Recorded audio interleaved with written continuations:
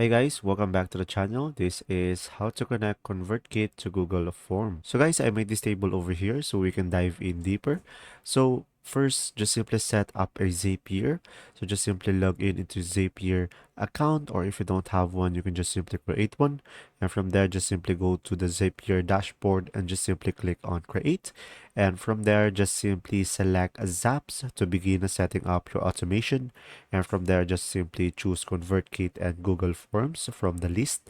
And now, in order for you to connect your ConvertKit to Zapier, just simply click Sign In next to ConvertKit and just simply navigate to Developer Settings in your ConvertKit account. And from there, just simply copy your API secret key and just simply paste the key in Zapier and click on Yes to connect your ConvertKit.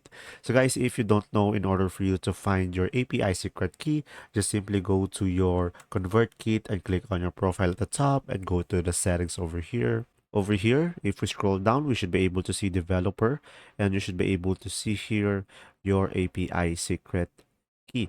And now after that, guys, just simply connect Google Forms to Zapier. So log in using your Google account credentials and just simply repeat the connection process for Google Forms.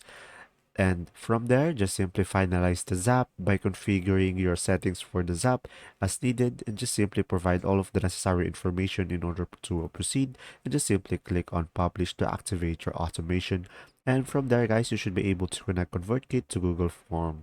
And there you go. If this video was helpful, please like and subscribe, and thanks for watching.